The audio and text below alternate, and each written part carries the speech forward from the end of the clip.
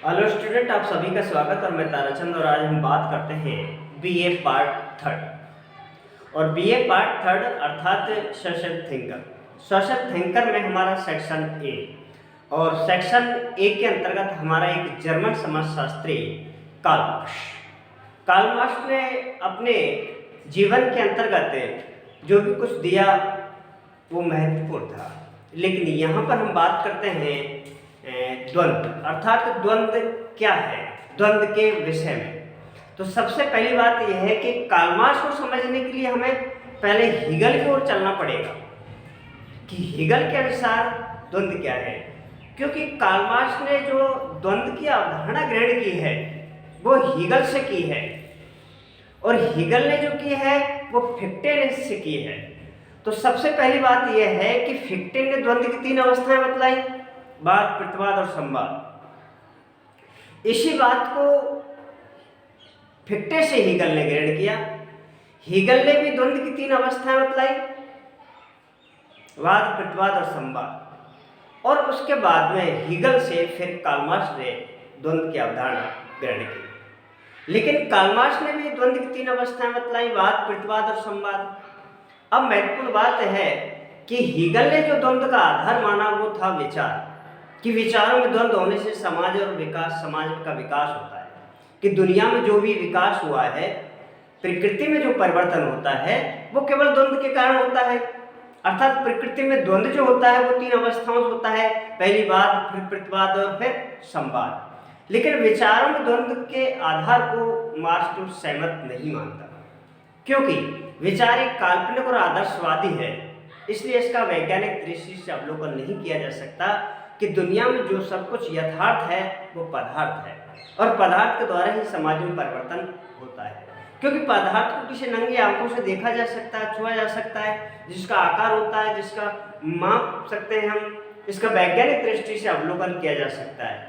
तो एक स्थान पर मार्क्स ने एक नारा दिया था कि मैंने हीगल के द्वंद्ववाद को सिर के बल पाया और भौतिकता के आधार पर उसे पैरों के बल खड़ा कर दिया। यदि रहस्यता के खोल को निकालना चाहते हो तो तार्किक रूप से बिल्कुल उलट देना होगा, क्योंकि विवेक जो होता है वो मस्तिष्क में होता है, और पदार्थ जो होता है वो पदार्थ तो जमीन से होता है। तो इसका मतलब है कि ऊपर को नीचे कर उलट देना चाहिए। तो यहाँ पर हम बात करते हैं, सबसे पहली बात है कि द्वंद्व की अवधारणा किसने दी? हीगल ने। क्योंकि हम जब मार्क्स पढ़ रहे हैं तो मार्क्स को जो पथ प्रदत्त था, जो गुरु था, वो हीगल था। तो हमें सबसे पहले हीगल को समझना होगा। सबसे पहली बात यह है कि जो द्वंद्व है उस द्वंद्व को हम अंग्रेजी में डायलेक्टिक कहते हैं। द्वंद्व को हम अंग्रेजी में डायलेक्टिक कहते हैं। यह डायलेक्टिक शब्द डाइलैगो से बना है, जिसका अर्थ होता है वाद विवाद करना, तर्क वितर्क करना। तर्क वितर्क के द्वारा किसी निश्चित यथार्थ पर पहुंचना ही बात कहलाता है। अर्थात कल की वीडियो के अंतर्गत हमने इसका अर्थ किया था, जब दो व्यक्ति किसी विषय वस्तु पर या बात पर बहस करते हैं तो हम उसे सामान्य भाषा में द्वंद्व कहते हैं। अर्थात द्वंद्व क्या है? वाद विवाद करना, तर्क वितर्क करना, पक्ष विपक्ष करना। पक्ष विपक्ष या वाद विवाद या तर्क वितर्क के द्वारा किसी निश्चित यथार्थ पर पहुंचना और सत्यता का पता लगाना ही द्वंद्व कहलाता है। लेकिन अब हम यहाँ पर हम बात करते हैं कि हीगल की जो विचारधारा है वो द्वंद्व के संबंध में वो क्या है, क्योंकि हमें मार्क्स से पहले थोड़ा सा हीगल को समझना पड़ेगा, और तब जाकर के मार्क्स की विचारधारा ही हीगल की विचारधारा थी। तो सबसे पहली बात यह है कि द्वंद्व डायलेक्टिक, वाद विवाद, तर्क वितर्क, पक्ष विपक्ष आदि से है।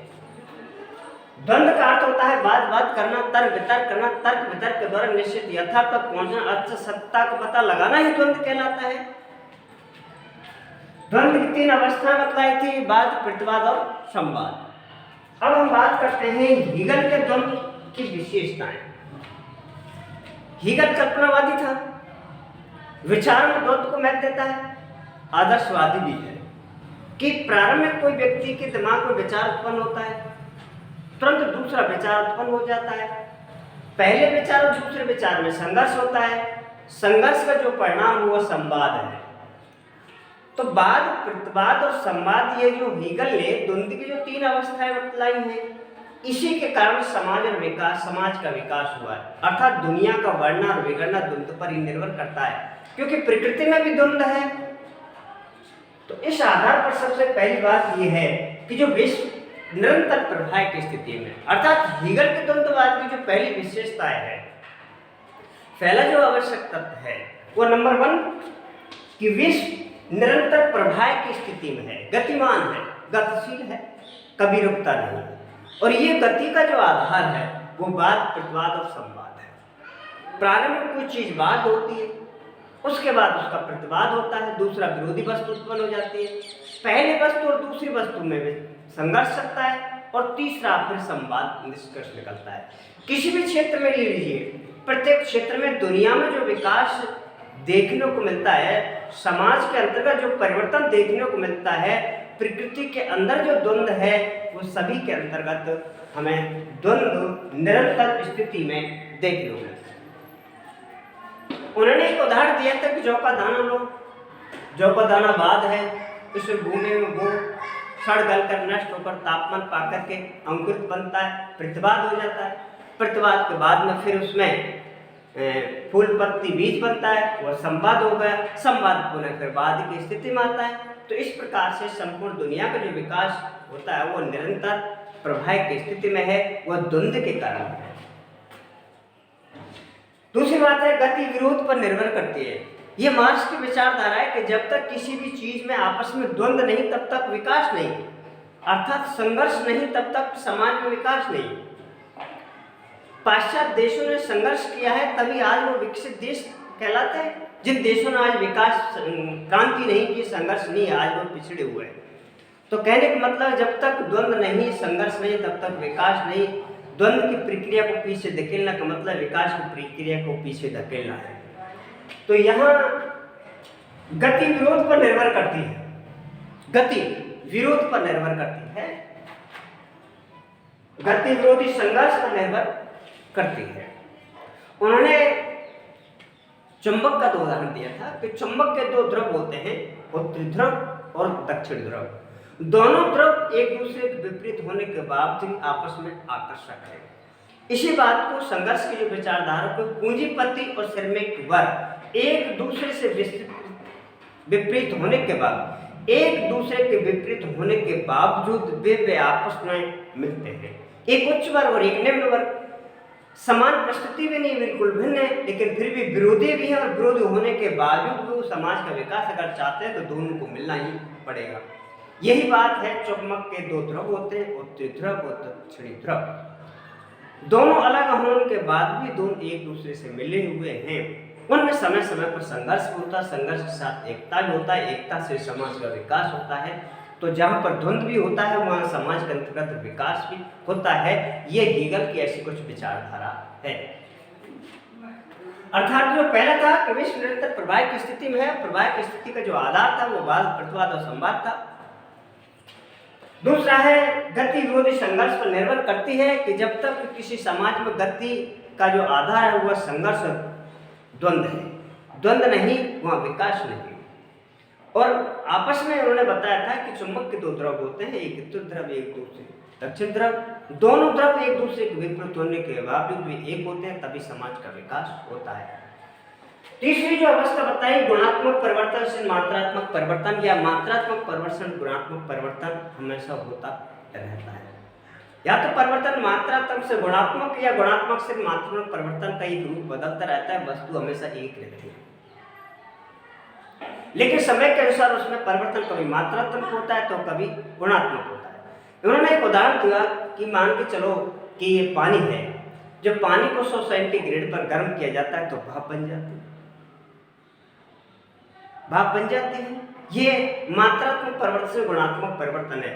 वही गुणात्मक परिवर्तन मात्रात्मक परिवर्तन होता है कि जब हम पानी को 100 सेंटीग्रेड पर गर्म करते तो भाप बनती है, और जब इसको 0 डिग्री पर ठंडा किया जाता है तो वही पानी भाप में ना परिवर्तन होकर बर्फ बन जाती है। तो इस प्रकार से प्रत्येक वस्तु के अंतर्गत गुणात्मक परिवर्तन और मात्रात्मक परिवर्तन भी पाए जाते हैं। और हीगल के जो द्वंद्ववाद की जो चौथी विचार है, जो विशेषता है कि विश्व का निर्माण विचारों से है। हमेशा हीगल ने अपने द्वंद्ववाद में विचारों को महत्व दिया है कि प्रारंभिक व्यक्ति के मस्तिष्क में विचार उत्पन्न होता है और उसी के बाद में दूसरा विरोधी विचार उत्पन्न हो जाता है। मस्तिष्क के अंदर दोनों विचारों में द्वंद्व चलता है, पहले और दूसरे में, और द्वंद्व का जो परिणाम है वो है संवाद है, अर्थात विकास होता है, कोई तीसरा रास्ता आता है। यही था, अर्थात तो विश्व का निर्माण विचारों से है। प्रारंभ में ही कोई व्यक्ति के दिमाग के अंदर का विचार उत्पन्न होता है, यदि विचार नहीं तो विकास नहीं। इसी आधार पर हीगल ने अपने द्वंद्ववाद का भी एक विस्तृत रूप में उल्लेख किया कि दुनिया में कहीं भी चले जाएगी। वो आदर्शवादी थे, दार्शनिक थे, विवेक मस्तिष्क को महत्व देते हैं।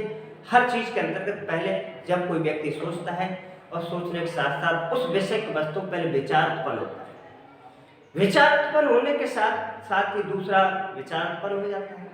नए विचार और पुराने विचारों में दोनों में अंदर ही अंदर संघर्ष चलता रहता है, द्वंद्व चलता रहता है, और उसके बाद में जो परिणाम एक तीसरा विचार उत्पन्न होता है वो संवाद होता है, एक नया रास्ता निकल के आता है। इसी बात को ही हम कहते हैं कि विश्व निरंतर प्रवाह की स्थिति में है, लेकिन प्रवाह का जो आधार है वो वाद, प्रतिवाद और संवाद, और वही केवल विचार।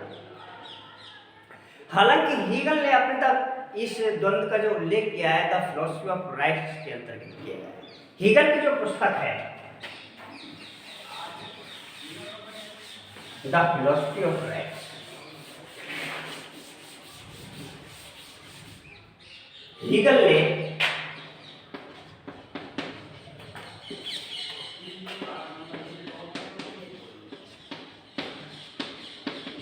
द्वंद्व की अवधारणा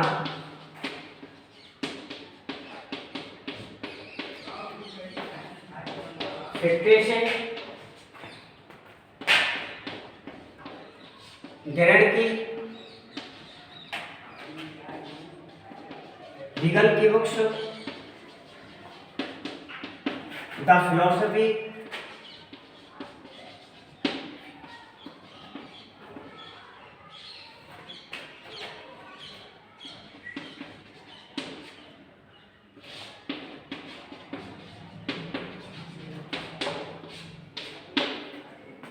हीगल की जो प्रमुख पुस्तक है द फिलॉसफी ऑफ राइट्स के अंतर्गत द्वंद्ववाद का